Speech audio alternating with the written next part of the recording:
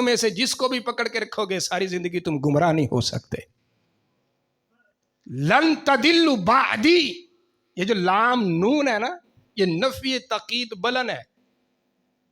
مثال کے طور پر ایک بات سمجھا دوں تاکہ مسئلہ کلیئر ہو جائے. عام طور پر کسی چیز کو نفی کرنا ہو تو لام الف لا کے ساتھ رب نفی کرتا ہے، یعنی کہ لا. لیکن قرآن کریم میں کئی مقام پر یہ لفظ لام الف لا اثبات میں بھی آتا ہے. شاید آپ میری بات سمجھ رہے ہیں یا نہیں.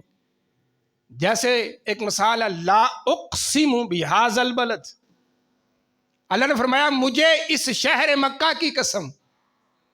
حالانکہ اس کی ابتدا میں لفظ لام الف لا ہے، تو معنی کیا ہونا چاہیے تھا کہ مجھے اس شہر مکہ کی قسم نہیں ہے.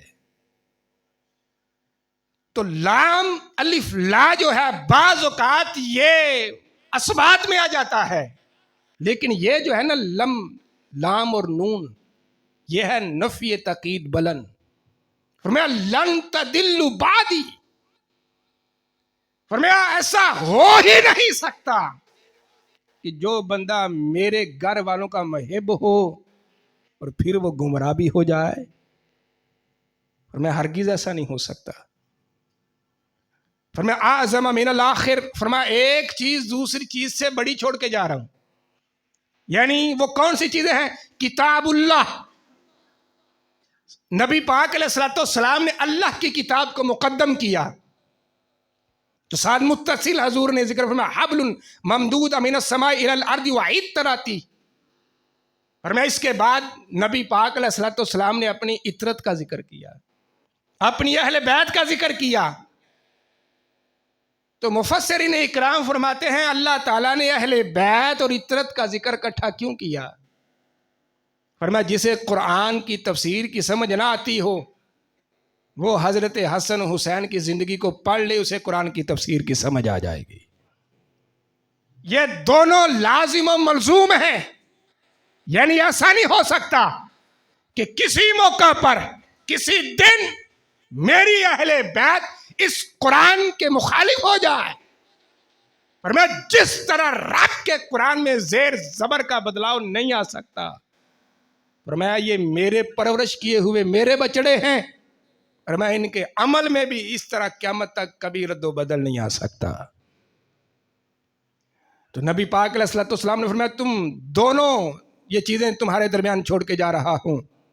ولن یتفرقا، فرمایا تم ان دونوں میں فرق نہیں پاؤ گے.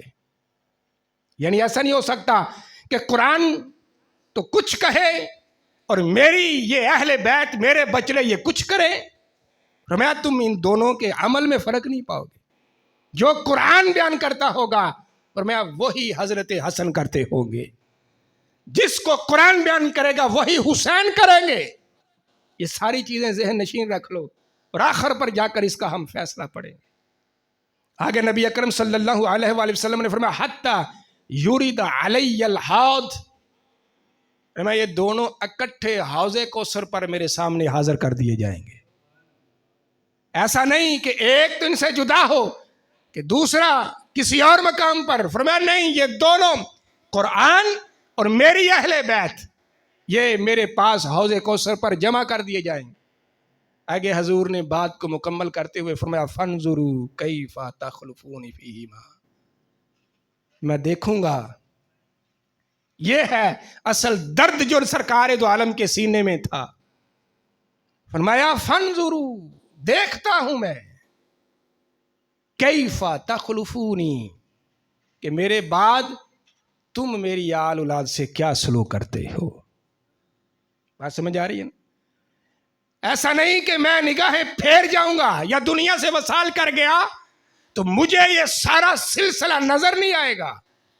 حضور نے تو زندگی میں کہہ دیا تھا، فرمایا فانظروا، دیکھوں گا میں کیف تخلفونی، کہ میرے بعد تم حسن سے کیا سلوک کرتے ہو، میرے بعد ہے میری امت تمہارا حسین سے کیا سلوک ہوتا ہے. تو اس سے بڑا دردناک المیہ حضرت حسین کے ساتھ اور کیا ہوگا کہ جن کے سر کو تن سے جدا کر کے معاذ اللہ فٹ بال کی طرح گھوڑوں کے پاؤں میں پھینک دیا گیا. حضرت حسن رضی اللہ تعالی عنہ آپ کو زہر کے پیالے بھر بھر کے دیے گئے. تو حضور نے تو اس لمحے کھڑے ہو کر حضور نے فرمایا فانظروا، دیکھتا ہوں میں کیف تخلفونی، کہ میرے بعد تم میرے بچوں سے کیا سلوک کرتے ہو. تو یہ سارے پہلو جب ہم ان کو دیکھتے ہیں، ان کو نظر میں رکھتے ہیں، تو نبی اکرم صلی اللہ علیہ وآلہ وسلم کا یہ ارشاد گرامی ہے، ان ھذا ملکن، اپنے صحابہ کرام کو اکٹھا کیا، فلم ینزل الارض قط قبل ھذہ اللیلہ، اے میرے صحابہ کرام یہ فرشتہ ہے، اس کا دیدار کر لو کہ اس سے قبل یہ زمین پر اترا نہیں ہے. یہ زمین پر کئی بار اس نے اجازت مانگی لیکن آیا نہیں. یہ بھی حدیث پاک ترمذی شریف میں ہے. امام نسائی نے ذکر کیا، امام احمد بن حنبل نے اس حدیث پاک کو ذکر کیا، امام بخاری و مسلم کے شیخ مصنف ابن ابی شیبہ نے اس حدیث پاک کو ذکر کیا، امام طبرانی نے موجم کبیر میں ذکر فرمایا، پھر امام ابو نعیم نے اس حدیث پاک کو ذکر فرمایا، امام بہقی نے آپ کی ایک جلد کی کتاب الاعتقاد کے اندر اس حدیث پاک کو ذکر فرمایا. فرمایا یہ جو فرشتہ زمین پر آیا ہے نا، یہ اس سے پہلے زمین پر نہیں آیا. اور حضور علیہ الصلوۃ والسلام نے ساری کشمکش کو بیان کیا کہ یہ رب کے سامنے حاضر ہوا تو سامنے حاضر ہو کر کیا کہتا ہے، استأذن ربہ، اے میرے رب تو مجھ کو اذن دے کہ میں زمین پر تیرے مصطفیٰ کا دیدار کرنا چاہتا ہوں، زمین پر مجھے بھیج کہ میں تیرے نبی کے چہرے کا دیدار کرنا چاہتا ہوں، انہیں سلام عرض کرنا چاہتا ہوں. تو رب کے اذن سے کوئی فرشتہ ایسا نہیں ہے جو اپنی مرضی سے آئے. تو جو سرکار کی طرف اب اس نے آنا تھا تو مہمان بن کر آنا تھا. تو رب نے فرمایا ٹھیک ہے اجازت دیتا ہوں، لیکن مہمان جب کسی میزبان کی طرف جاتا ہے تو کچھ تحفہ لے کر جاتا ہے. اتنا دلکش یہ منظر تھا. اگر ہم جائیں تو ہمارے تحفے تحائف پھل یا پیسہ یہ وہ ساری چیزیں ہوتی ہیں. تو چونکہ یہ مہمان تھا اللہ جل وعلا کی بارگاہ کی طرف سے آنے والا، تو جو جتنی بڑی درگاہ ہو، جتنا بڑا دربار ہو، جتنا بڑا در ہو، پھر اس کا اتنا بڑا ہی تحفہ ہوتا ہے. تو رب ذوالجلال نے کیا فرمایا؟ فرمایا وَيُبَشِّرْنِي، جا ساتھ بشارت لے جا، یہ تحفہ لے جا ساتھ. کس چیز کا؟ کہ جب تو میرے حبیب سے ملے تو سب سے پہلے میرے حبیب کو تو نے سلام پیش کرنا ہے، اور سلام پیش کر کے کہنا بِأَنَّ فاطمہ سیدۃ نساء اہل جنہ، اے میرے حبیب میں رب کی طرف سے آیا ہوں اور خالق کائنات یہ بشارت دے رہا ہے کہ آپ کی جو بیٹی فاطمہ ہے یہ ساری جنتی عورتوں کی سردار ہے. جنتی عورتوں کی سردار.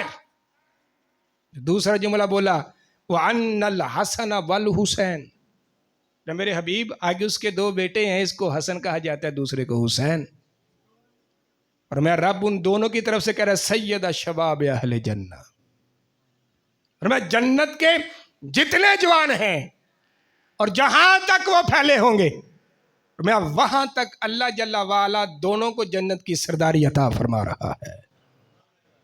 یعنی جن کی والدہ محترمہ جنتی عورتوں کی سردار ہے، تو سرکار دو عالم کے بیٹے جنتی نوجوانوں کے سردار ہیں. تو دنیا پر یہ قاعدہ کلیہ قانون ہے کہ جو جس کی وراثت ہو وہی آگے اولاد کو ملتی ہے. تو سرکار دو عالم نے فرمایا تھا میری وراثت درم و دینار نہیں. تو یا رسول اللہ پھر آپ کی وراثت کیا ہے؟ فرمایا ساری جنت اللہ نے مجھے دی ہے. آگے میں نے یہ جنت اپنے بچوں کو عطا فرمائی ہے۔ تو حضرت حسین و حسن سیدہ فاطمہ زہرا رضی اللہ تعالیٰ عنہا، ان سے پیار کرنے کا مطلب ایک یہ بھی ہے، ان سے پیار کرنا یہ بندہ اللہ کے فضل سے جنت میں جائے گا، کیونکہ جنت کے وارث یہ ہے۔ تو نبی اکرم صلی اللہ علیہ وآلہ وسلم حضرت ابی مسعود، یہ حدیث پاک آپ فرماتے ہیں قال رسول اللہ صلی اللہ علیہ وآلہ وسلم من صلی صلاة لم يصلی فیہا علی وعلی اہل بیت، جس بندے نے نماز پڑھی اور نماز پڑھ کے میرے اہل بیت پہ درود نہیں پڑھا، حضور فرماتے ہیں اس بندے کی رب نماز قبول ہی نہیں کرتا۔ تو یہاں سے یہ مسئلہ بھی اخذ ہوا کہ نماز محتاج درود مصطفیٰ ہے، ایسا نہیں کہ درود محتاج نماز ہے، اس بندے کی نماز ہی نہیں ہوتی جس بندے نے مجھ پر اور میری آل پر درود نہیں پڑھا۔ تو عبداللہ بن مسعود آگے اس پر یہ فتویٰ جاری کرتے ہیں، آپ فرماتے ہیں لم تقبل منہ وقال ابو مسعود لو صلیت صلاة لا اصلی فیہا علی محمد اور ما رأیت ان صلاتی تتم، میں یہ سمجھتا ہوں اگر نماز پڑھنے کے دوران اگر میں سرکار دو عالم صلی اللہ علیہ وآلہ وسلم پر آپ کی آل پر درود نہ پڑھوں تو میرا یہ فتویٰ ہے، فرمایا اگر میری نماز نہیں ہو سکتی صحابی رسول ہو کر تو پھر تمہاری نماز کیسے ہو سکتی ہے۔ یہ صحابہ اکرام کی محبت تھی نبی پاک صلی اللہ علیہ وآلہ وسلم کے ان گھر والوں سے۔ آگے امام حاکم نے کئی احادیث نبی پاک صلی اللہ علیہ وآلہ وسلم کی اہل بیت کے بارے میں بیان فرمائی ہیں، ان میں سے ایک حدیث پاک اس کو سماعت کریں۔ حضرت عبداللہ بن عباس اس حدیث پاک کے راوی ہیں، آپ روایت کرتے ہیں کہ ان رسول اللہ صلی اللہ علیہ وآلہ وسلم یا بنی عبد المطلب، اس لفظ کو بھی آپ یاد رکھ لیں کہ حضور علیہ الصلوۃ والسلام نے جب اپنے نسب والوں کو آواز دی تو عبد المطلب کہہ کر بلایا، ابی طالب کہہ کر نہیں بلایا۔ آج ایک بہت بڑا حملہ نبی پاک علیہ الصلوۃ والسلام کے نسب پر کیا جا رہا ہے، اس کو ہم آگے جا کے بیان کرتے ہیں۔ حضور علیہ الصلوۃ والسلام نے آواز دی یا بنی عبد المطلب انی سألت اللہ لکم ثلاثا،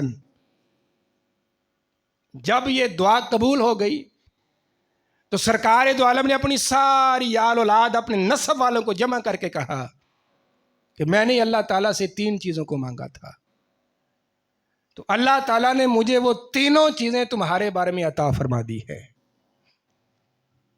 اب اظہار کرنے لگے ان یثبت قائمکم، میں نے رب سے یہ مانگا کہ یا اللہ جس میدان میں بھی یہ میری اہل بیت آئے ان کو ہر میدان میں ثابت قدم رکھنا۔ اللہ جل وعلا نے اس کو قبول فرما لیا۔ تو اس کا نظارہ دیکھنا ہو تو حضرت امام حسین کی زندگی کو دیکھا جا سکتا ہے، جسم کے آخری قطرے تک آپ میدان کربلا میں رہے لیکن آپ کے ماتھے پر ایک شکن بھی نہیں آیا، ہاں بے سر و سامان۔ آپ کے مخالف 22,000 کا لشکر تھا، تو پھر بھی ابن سیاد نے خط لکھا کہ اور فوج کو بھیجو، تو دوبارہ خط آیا 22,000 کا تمہارا لشکر ہے، سامنے 70 آدمیوں کے لیے تمہیں اور کتنی فوج چاہیے؟ تو پھر اس نے جب دوسرا خط لکھا فرمایا تو نہیں جانتا میں جانتا ہوں، یہ کوئی خاندان نام تو نہیں، اور ان میں سے ہر ایک شیر ایسا ہے کہ ہمارے 1000 بندوں کو یہ قتل کر سکتا ہے۔ میں تمہیں پتہ نہیں یہ اولاد نبی ہے، ان میں حضرت مولا علی کا خون ہے، تو میں تمہیں اس لیے کہہ رہا ہوں لشکر اور بھیج. یعنی 22,000 مقابلے میں بندہ اور پھر بھی دل کو تسلی نہیں ہے. تو اس کی وجہ کیا تھی؟ فرمایا حضور علیہ الصلوۃ والسلام نے دعا فرمائی ان یثبت قائمکم، یا اللہ جب کبھی میدان جنگ آ جائے ان کو قائم و دائم رکھنا، کبھی ان کے قدم نہ کھڑنے پائیں. پھر فرمایا یہدی دالکم، یا اللہ میری اس امت میں میرے خاندان میں جتنے لوگ بھی راہ راہ سے ہٹے ہوئے ہیں، یا اللہ تو سارے لوگوں کو ہدایت عطا فرما دے. ایک بندہ بھی میری اس جد میں سے یا اللہ بے ہدایتہ نہ جائے.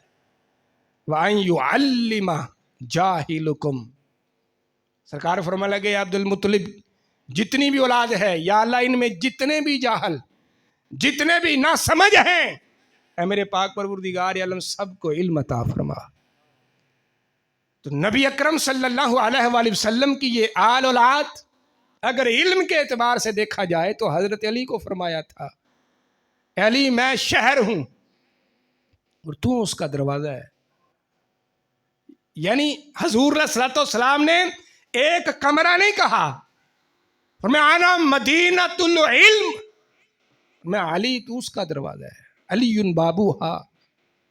مطلب کیا ہے کہ جس بندے نے بھی مجھ سے علم کو لینا ہو تو دروازے سے آیا جاتا ہے، دروازے سے جایا جاتا ہے.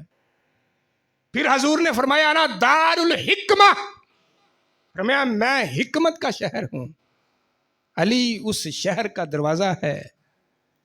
تو حضرت امام حسن کے فتوے، حضرت امام حسین کے جو فتوے ہیں اگر ان کو دیکھا جائے تو وہ علم کا سمندر ہیں.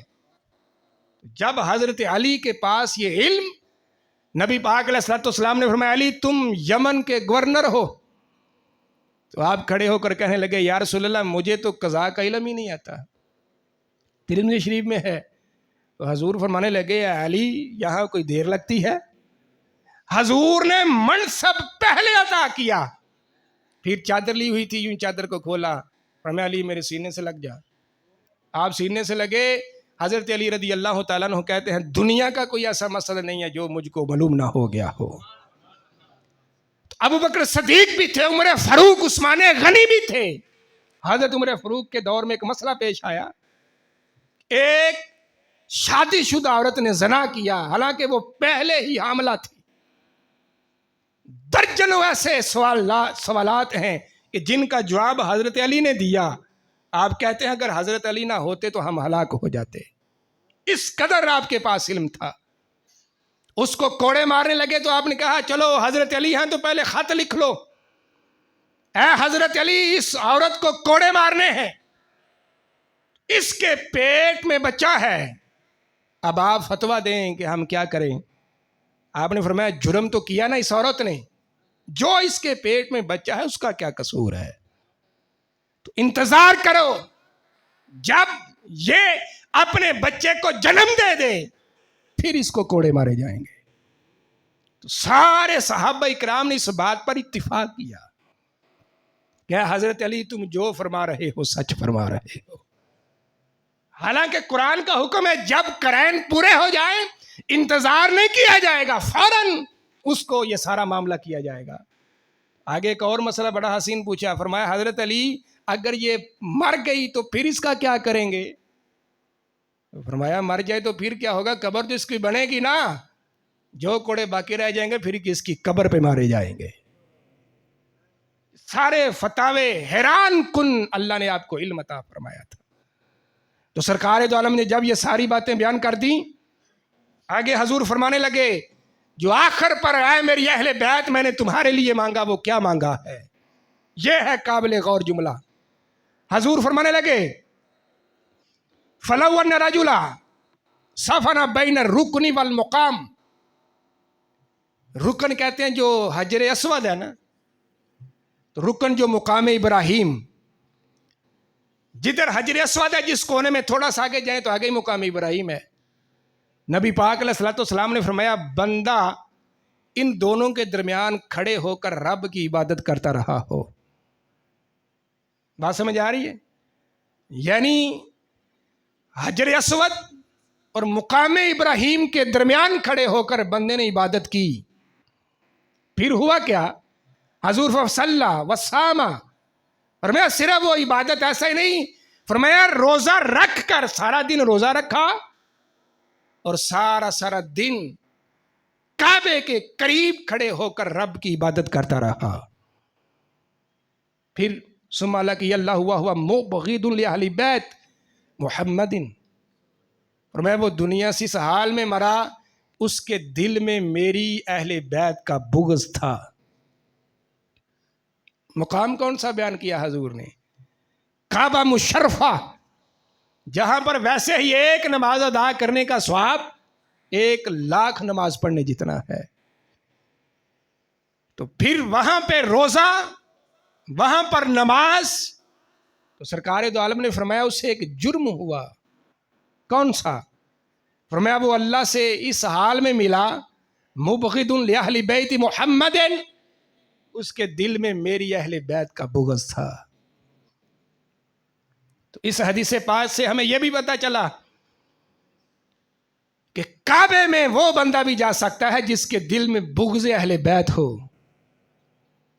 ایسا تو نہیں اگر جنہیں کعبے پر تسلط مل گیا یا اقتدار مل گیا اب وہ بالکل ستھرے ہو گئے.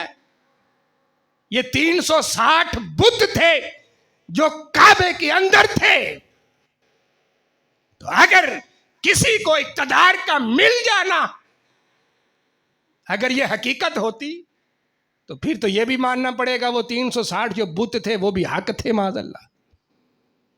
تو سرکار دو عالم نے تو اس وقت یہ فرما دیا تھا، فرمایا ہو میرا اہل بیت کا بغض رکھنے والا کعبے میں چلا جائے، روزے دار بھی ہو، فرمایا حجر اسود اور مقام ابراہیم کے درمیان ساری زندگی بسر کی ہو، بیٹھ کر نہیں، فرمایا نماز پڑھ کر، اس کے دل میں بغض اہل بیت ہو، فرمایا دخل النار.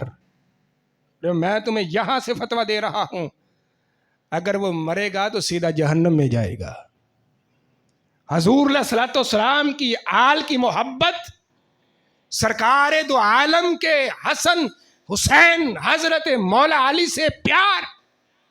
سرکار دو عالم نے فرمایا اگر تیری نمازوں میں کمی کجی رہ گئی تو گزارا ہو جائے گا، اگر تو کعبے میں جا کر بھی نماز پڑھے اور تیرا دل میری اہل بیت کے بغض سے ڈوبا ہوا ہو پھر مت سمجھ، اور میں تجھے کعبے میں پڑھی ہوئی نماز بھی کبھی فائدہ نہیں دے سکتی. تو اس کا مطلب یہ ہیں حدیں جن کو ہم نے پامال نہیں ہونے دینا. اہل بیت اطہار کی محبت کا نام بغض ابوبکر صدیق نہیں ہے، حضرت حسین کی محبت کا نام بغض عمر فاروق نہیں ہے، حضرت سیدہ طیبہ طاہرہ کی محبت کا نام بغض عم عائشہ صدیقہ نہیں ہے. جتنا پیار حضرت حسین سے ہے اتنا ہی پیار ہمیں صدیق اکبر سے ہے، جتنا پیار ہمیں سیدنا عمر فاروق سے ہے اتنا ہی پیار ہمیں حضرت مولا حسن سے ہے. جو بندہ بھی اہل بیت اطہار کی محبت کا جو رستہ اہل سنت نے ہموار کیا، جو بندہ بھی چھوڑے گا سیدھا جہنم رسید ہوگا. آج ان مذہب کے جو نام لیتے ہیں حضرت امام حسین کا، حسن تو یاد ہی نہیں نا انہیں، تو ساتھ کہتے ہیں ان سے پیار کی علامت یہ ہے کہ صدیق اکبر سے نفرت کی جائے، حضرت عمر فاروق سے بغض رکھا جائے. حالانکہ ایک سمپل سا سوال ہے، حضرت علی کے جو بچے ہیں ان کے نانا کون ہیں؟ سید عالم. تو حضرت علی رضی اللہ تعالیٰ عنہ اور حضرت عمر فاروق رضی اللہ تعالیٰ عنہ، ان کے بچوں کے جو نانا وہ حضرت علی رضی اللہ تعالیٰ عنہ ہے. پھر ہم تو ایک سمپل سا سوال کرتے ہیں کہ یہ تو ایک معاملہ اگلا ہے، حضرت حسین کا نام صبح و شام انہیں یاد ہے، ہم کہتے ہیں تمہیں حضرت حسن کیوں یاد نہیں آتے؟ سیدنا امام حسین کو شہید کیا گیا تو کیا حضرت امام حسن تبھی موت گئے؟ آپ کو بھی شہید کیا گیا، تو پھر یہ ظلم کیوں ہے کہ حضرت حسین کا نام لیتے ہو، حسن کی تمہیں یاد ہی نہیں آتی؟ یہ ہے اصل مسئلہ۔ کیوں نہیں لیتے؟ اس کے سوال کا جواب یہ ہے، ان کی کتابوں میں میں اس لیے صرف نظر کرتا ہوں کہ جن کی کتابیں دیکھنے سے آنکھوں کا وضو ٹوٹ جاتا ہے، انہوں نے تو حضرت علی کو کافر لکھا،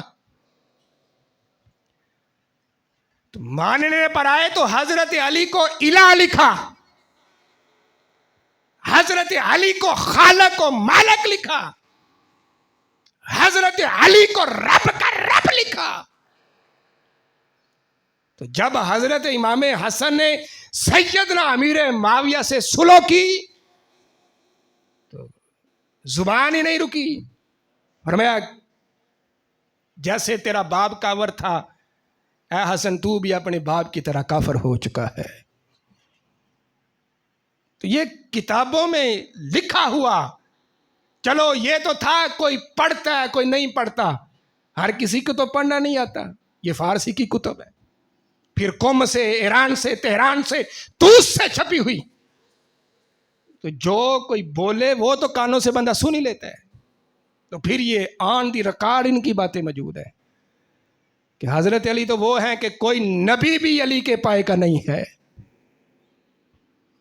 تو یہ ہے آج ظلم، یہ ہے آج ستم۔ نبی اکرم صلی اللہ علیہ وآلہ وسلم کوئی بھی تاریخ کی کتاب ایسی نہیں اپنے موضوع کو سمیٹتے ہیں۔ حضرت امام زین العابدین جو کربلا میں تنہا بچے تھے،